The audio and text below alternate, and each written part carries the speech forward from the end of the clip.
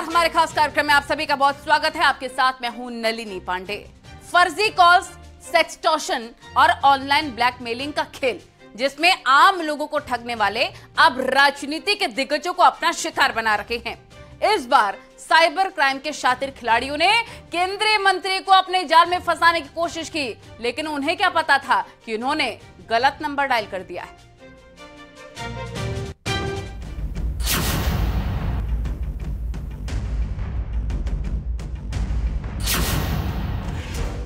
केंद्रीय मंत्री को सेक्सटॉर्शन की कॉल। मिनी जामताड़ा से ब्लैकमेलिंग का जाल। कोशिश बेकार, शिकारी हो गए शिकार। राजस्थान के भरतपुर जिले का मेवात इलाका साइबर क्राइम की दुनिया में मिनी जामताड़ा के नाम से भी जाना जाता है। बताया जाता है कि यहाँ क्राइम करने वाले रोज नए तरीके आजमाते हैं। देश के कई राज्यों के लोग इनके शातिरपने का शिकार होते हैं। इसमें आम लोगों से लेकर अच्छे खासे पढ़े लिखे अधिकारी तक फंस जाते हैं। फर्जी कॉल्स और ऑनलाइन ब्लैकमेलिंग के जरिए आम लोगों को ठगने वाले अब राजनीति के दिग्गजों को अपना शिकार बना रहे हैं। ताजा मामला केंद्रीय राज्य मंत्री प्रहलाद पटेल से जुड़ा है। कुछ अज्ञात लोगों ने केंद्रीय मंत्री को सेक्सटॉर्शन के जरिए ब्लैकमेल करने की कोशिश की, लेकिन सांसद की सतर्कता और जागरूकता के कारण उनकी कोशिशों पर पानी फिर गया।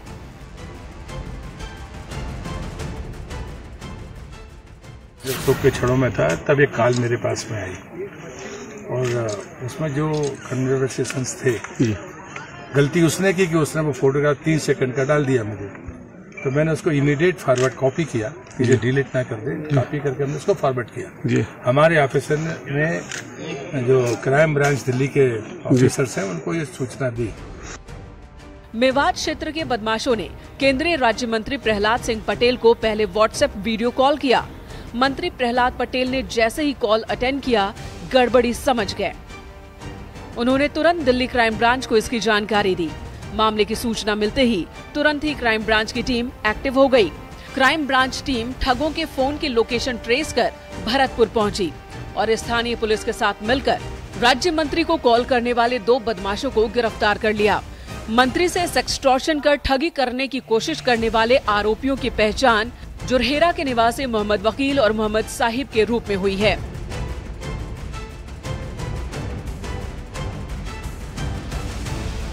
और उन्होंने आकर कार्रवाई की और नंबर तो 24 घंटे में ट्रेस कर लिया, लेकिन मुझे पता चला है कि कल गिरफ्तारी हुई है जी। मैं क्राइम ब्रांच दिल्ली को बधाई देता हूं और उनको धन्यवाद भी देता हूं। केंद्रीय मंत्री ने क्राइम ब्रांच को धन्यवाद देने के साथ ही आम लोगों से अपील भी की, अगर उनके साथ भी इस तरह की धोखाधड़ी की कोशिश होती है तो बिना डरे और बिना देरी के पुलिस को जानकारी दें, ताकि अपराधों पर लगाम लगाई जा सके। लेकिन मैं आपके माध्यम से बाकी लोगों से कहता हूँ जी, ऐसे मामलों में बैकफुट पर नहीं आना चाहिए, पुलिस की मदद लेनी चाहिए जी, बजाय इसके कि आप डर जाएं। और अक्सर मैं जो सुनता हूँ, और शायद उसको पता नहीं रहा होगा कि गलत जगह डायल हो गया, तो वो मुझे लगता है कि वो सख्त कार्रवाई उन पर होनी चाहिए और जब कभी ऐसे मामले हैं तो उनका सामना करना चाहिए। फिलहाल पकड़े गए आरोपी ब्लैकमेलिंग गिरोह से जुड़े हैं। बहरहाल दिल्ली क्राइम ब्रांच दोनों आरोपियों से पूछताछ कर उनके गिरोह का पर्दाफाश करने की कोशिश में जुटी है। Bureau report, news 18।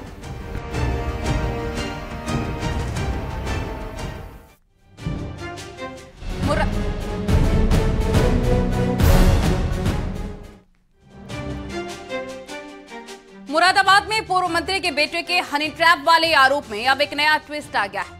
कल तक दिल्ली के एक नामी अस्पताल में काम करने वाले एक डॉक्टर का आरोप था कि उसको ब्लैकमेल किया जा रहा है। व्हाट्सएप पर कॉल करने वाली हसीना उसे मीठी मीठी बातों में पहले फंसाती है और फिर उससे पैसे की डिमांड करने लगती है। लेकिन अब आरोपी महिला ने भी गंभीर आरोप लगा दिए हैं। अगर आरोपों में दम है तो मामला उल्टा पड़ जाएगा। रिपोर्ट देखिए।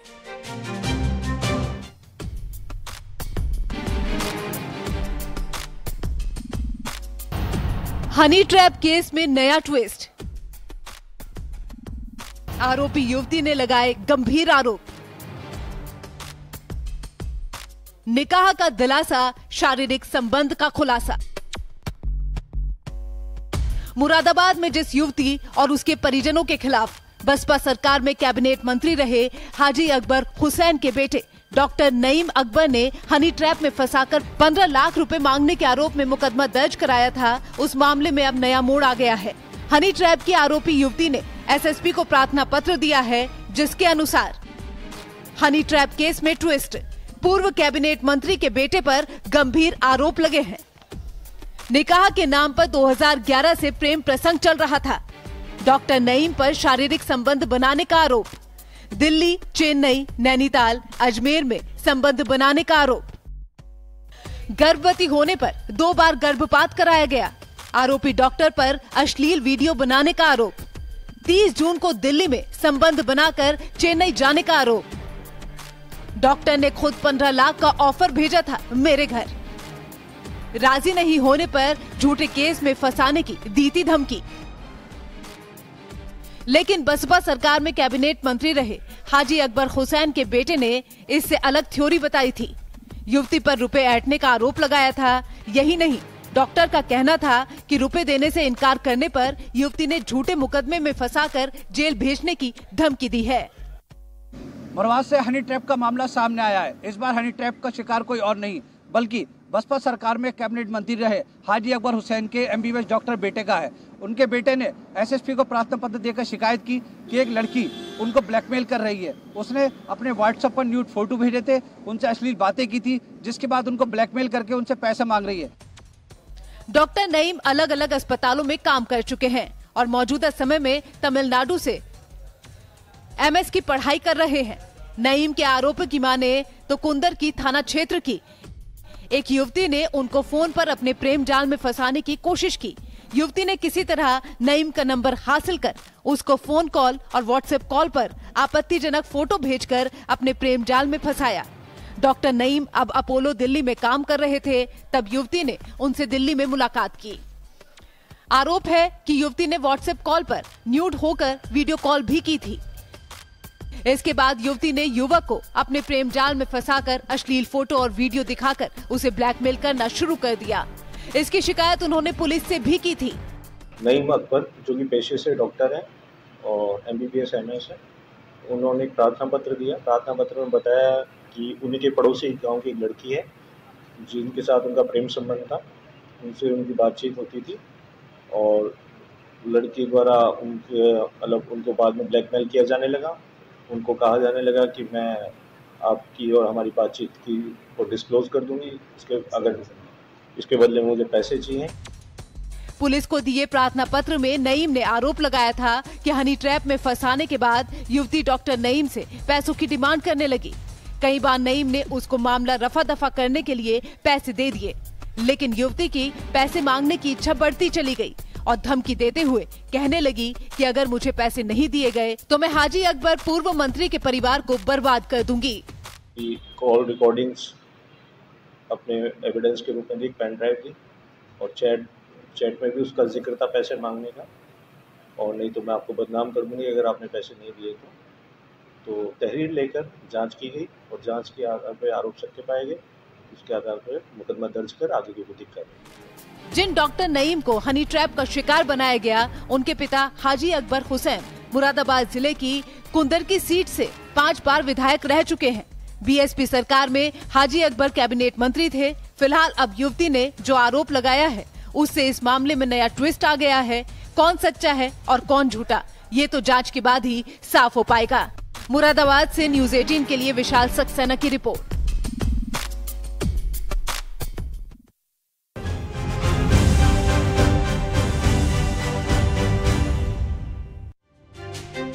असम की रहने वाली एक मुस्लिम महिला का सनसनीखेज मामला सामने आया है। जमीला खातून से पूजा शर्मा बनी इस महिला ने कई मुस्लिम युवकों को अपने प्रेम जाल में फंसाया। बीते 23 जुलाई को जब इस महिला को बिजनौर पुलिस ने पकड़ा, तब इसकी खौफनाक साजिश का खुलासा हो पाया है। ये रिपोर्ट देखें।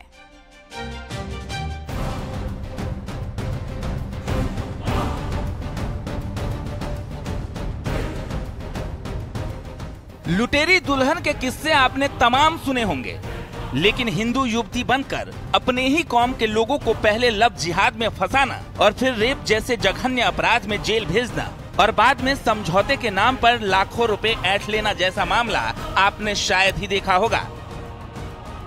जिसने भी इस कहानी को सुना उसके होश उड़ गए। दरअसल असम की है मुस्लिम महिला जमीला खातून। जमीला खातून खुद को बताती थी पूजा शर्मा। हिंदू युवती बनकर कौम के युवकों को फंसाती थी। फिर शुरू होता था युवती का असली खेल। रेप और झूठे मुकदमे दर्ज करवाए जाते थे। फिर समझौते के नाम पर लाखों में डील होती थी।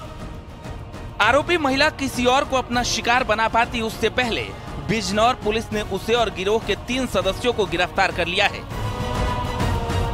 आपको बता दें कि आरोपी महिला ने देहरादून के पटेल नगर में भी ऐसे ही 2 केस दर्ज करवाए हैं। इस केस में भी आरोपी महिला ने पहले तो हिंदू बताकर प्यार में फंसाया और फिर रेप जैसी धाराओं में मुकदमा दर्ज करवाया, जिस पर पुलिस ने चार्जशीट तैयार कर कोर्ट में भेज दी है। महिला ने जिन पर आरोप लगाया था वो आज भी जेल की सलाखों के पीछे है। देखिए, जो अभी जानकारी की जा रही है उसके अकॉर्डिंग जो है एक महिला जो है उसके द्वारा पटेल नगर में पूर्व में 2 मुकदमे पंजीकृत कराए गए हैं, जिनमें कि 376 आईपीसी से संबंधित है। इसके अतिरिक्त इनमें जो है विवेचना उपरांत जो है चार्जशीट लगाई गई है। बाकी जांच इसमें बाकी जो फैक्ट आ रहे हैं उसके आधार पर अग्रिम कार्रवाई की जाएगी। बिजनौर पुलिस की सूचना पर अब देहरादून पुलिस भी जांच में जुट गई है और जल्द ही आरोपी महिला को देहरादून लाकर पूछताछ शुरू कर सकती है। वहीं बताया जा रहा है कि महिला अभी तक 1 दर्जन लोगों को अपना शिकार बना चुकी है। असम की जमीला खातून पूजा शर्मा बनकर लव जिहाद में अपने ही कौम के लोगों को फंसाया करती थी और सेटलमेंट के नाम पर लाखों रुपए भी ऐंठा करती थी। बिजनौर पुलिस ने भले ही पूरे मामले का खुलासा किया, लेकिन जमीला उर्फ पूजा ने देहरादून के 4 युवकों को भी जेल की सैर कराई है। कैमरा पर्सन दीपक उपाध्याय के साथ सत्येंद्र वर्तमान, न्यूज़ 18 देहरादून।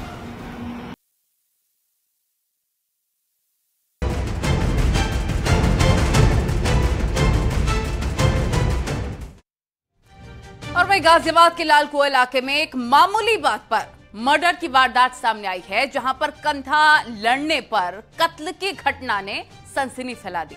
फिलहाल हत्यारोपी घटना को अंजाम देकर फरार हो गए हैं। पुलिस सीसीटीवी फुटेज के सहारे आरोपी की पहचान करके उनकी जल्द से जल्द गिरफ्तारी का दावा कर रही है।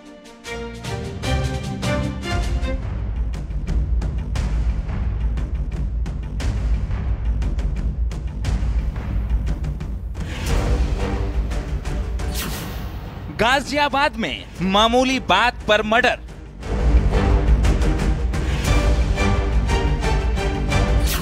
ढाबा चलाने वाले युवक की हत्या।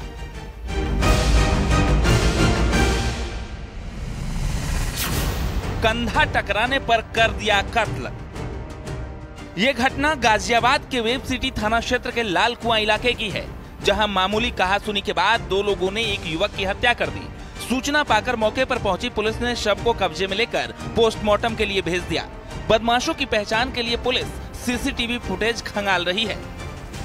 पुलिस की रात से ही सीसीटीवी फुटेज वगैरह हम लोग पुलिस की टीमों को लगाकर उनकी जांच करवा रहे हैं और साथ ही इसमें जो 2 अज्ञात व्यक्ति हैं जिनके साथ ये झगड़ा हुआ था उनकी पहचान की जा रही है। विनय के परिवारजनों से तहरीर प्राप्त करके आवश्यक विधिक कार्रवाई की जा रही है। जानकारी के मुताबिक लालकुआं क्षेत्र में विनय नाम का युवक अपने पिता के साथ ढाबा चलाता था। सोमवार की रात वो अपने 2 साथियों के साथ अपने घर जा रहा था, तभी रास्ते में सामने से आते 2 युवकों का कंधा उससे टकरा गया, जिसको लेकर दोनों युवकों से उसका विवाद हो गया। विवाद इस कदर बढ़ा कि युवकों ने विनय के साथ मारपीट शुरू कर दी, जिसके बाद विनय मौके पर ही बेहोश हो गया और आरोपी दोनों युवक मौके से फरार हो गए। आनंद फानन में विनय को नजदीकी अस्पताल में इलाज के लिए ले जाया गया, जहां डॉक्टर्स ने उसे मृत घोषित कर दिया। घटना से नाराज परिजन लालकुआं चौकी पहुंच गए और अपने बेटे की साजिशन हत्या की आशंका जताई। फिलहाल पुलिस ने 2 अज्ञात युवकों के खिलाफ मुकदमा दर्ज कर लिया है।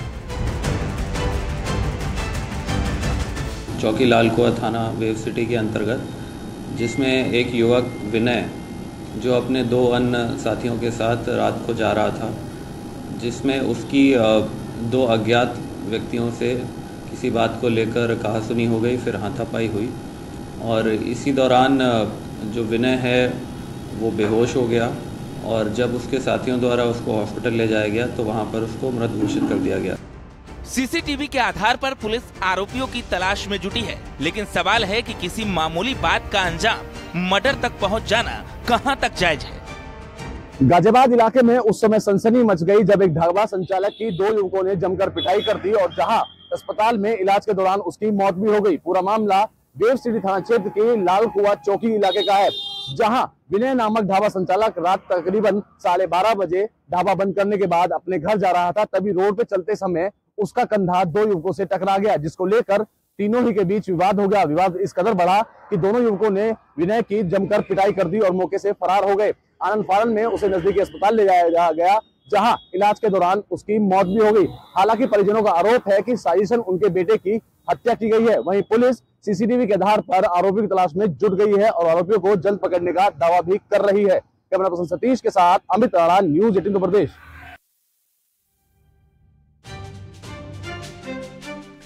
तो एक तरफ अंजू पाकिस्तान में नसरुल्ला के साथ काफी खुश नजर आ रही है, तो दूसरी तरफ भारत में अंजू के पति और उसका परिवार बहुत परेशान है। न्यूज 18 से बातचीत के दौरान अंजू के पति अरविंद ने क्या कहा, सुनिए। भारत में इस वक्त चर्चा अंजू को लेकर हो रही है कि अंजू पाकिस्तान क्यों गई, किस मकसद से गई। अब हम अंजू के पति अरविंद से समझेंगे। आपकी अंजू से बात हुई है? अभी तो कोई बात नहीं हुई है मेरी, नहीं बात हुई है। लेकिन एक जो रिकॉर्डिंग है वो सामने आ रही है। उस रिकॉर्डिंग में ये आपको अंजू बता रही है कि जो भी मेरे डॉक्यूमेंट्स है उसको आप छिपा दें, उसको आप कवर कर दें, उसको जांच टीम को ना दें। हाँ, ये बोली है। तो ऐसा क्या है उसमें? अब पता नहीं, मैंने देखा भी नहीं है मैडम, नहीं देखा अभी डॉक्यूमेंट्स। आपको पता था कि वो जाने वाली है पाकिस्तान? नहीं, मेरे को इस मामले में पता ही नहीं है। और जब पता चला तो आपकी क्या प्रतिक्रिया है? मैं तो बहुत हैरान हो गया था। वीजा कहाँ से मिला, कैसे मिला, वो भी नहीं मेरे को पता। आपको कोई जानकारी नहीं है मैडम। अगर अंजू बच्चे को लेकर आती है तो मैं एक्सेप्ट करने के लिए तैयार हूँ। वहाँ बच्चे जाने को राजी नहीं तो कैसे एक्सेप्ट करेगा? वहाँ बच्चे तो तैयारी नहीं है जाने के लिए। और अगर अंजू आपके ऊपर प्रेशर बनाए, दबाव बनाए कि मैं बच्चों की कस्टडी लेना चाहती हूँ तो? नहीं, ऐसा होने नहीं देंगे। कुछ याद है कि इससे पहले लंबी छुट्टी पे वो कब थी? नहीं, लंबी छुट्टी पे तो नहीं जाती है, 1-2 दिन की जाती है ऐसे। ये पहली दफा है जब अच्छा, इतनी लंबी छुट्टी पे बिना परिवार के आपको डाउट नहीं हुआ कुछ कि जयपुर जाने के लिए या अमृतसर जाने के लिए 1 हफ्ते, 10 दिन, 20 दिन की जरूरत क्यों है? 1 हफ्ते के लिए उसने बोली थी तो वो 2-3 दिन तो घर पे रही। हाँ, ठीक है। 2-3 दिन के बाद वो गई, बृहस्पतिवार को गई। हाँ, बृहस्पतिवार या शुक्रवार को गई है वो। आखिरी सवाल एक बार मेरा फिर यही रहेगा कि आप क्या स्टैंड लेते हैं? क्या वाकई अंजू के लौटने पे आप एक्सेप्ट नहीं करेंगे? नहीं करेंगे, अब नहीं करना है मेरे को। अगर उसने आपसे माफी मांगी? माफी मेरे से क्यों मांगेगी? मेरा क्या है, मेरे से क्या? मैं तो चलो कोई बात नहीं, मेरे से क्या लेना देना। मैम तो बच्चों को सोचो ना, बच्चों को सोचना था इसको। बच्चे भी रो रहे होंगे? बच्चे भी रोते हैं। एक हमारा छोटा बच्चा खाना नहीं खा रहा, मम्मी को याद कर रहा है। क्या बच्चों के दबाव में आप झुक सकते हैं? मैं बच्चों के लिए तो तैयार हूँ। हमारी बेटी से बात होती है, कोई दिक्कत नहीं। मतलब अगर आपकी बेटी ने कहा कि मम्मी को पापा एक्सेप्ट कर लीजिए फिर से, तो आप? बेटी कहेगी नहीं, मेरे को विश्वास है। वहीं आज देश को एक नई सौगात मिली। दुनिया के टॉप 10 कन्वेंशन सेंटर में शुमार ITPU का पीएम मोदी ने उद्घाटन किया। भारत मंडपम के जरिए बढ़ते भारत और बदलते भारत का संपूर्ण विश्लेषण किया मैनेजिंग एडिटर अमीश देवगन ने।